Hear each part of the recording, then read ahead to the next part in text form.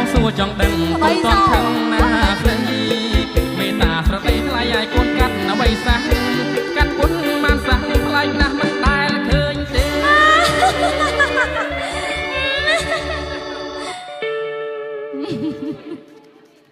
ម្ដេចក៏មានមេបាយជាសាច់ដាក់បងទៅវិញ